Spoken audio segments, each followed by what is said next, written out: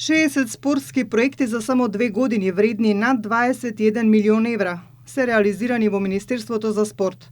И ова не е политичка пропаганда, туку факт, вели министерот за спорт Борко Ристовски во отчетот за сработеното. Во изминатиот период се реконструирани и започнати повеќе капитални инфраструктурни проекти, меѓу кои спортската сала Расадник, спортски сали во Крушево, аеродром и воената академија, нови трибини на стадионот во Тетово, атлетски патеки во Велес и во Гевгелија, а изградени се и 9 нови базени низ државата.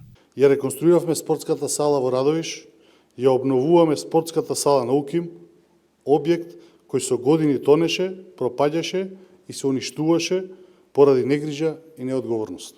Паралелно со тоа, реконструиравме, саниравме и изградивме голем број спортски игралишта, мултифункционални терени и спортски објекти низ целата држава. Македонија во последниот период беше домаќин на 2 големи спортски настани, од кои, како што вели министерот за спорт, се потврдило дека државата може да организира манифестации на највисоко ниво и според највисоки стандарди. Разликата денес е повеќе од очигледна.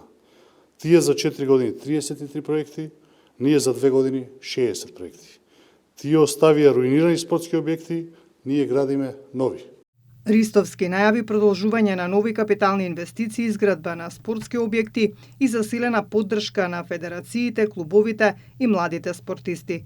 Министерството за спорт е формирано за прв пат во 2024 година. Предходно спортот не беше во фокусот на државата, туку беше во надлежност на Агенцијата за спорт и млади. Со новата реорганизација на институциите, таа агенција беше трансформирана, а спортот доби статус на посебен ресор во рамки на владата предводена од Мицкоски.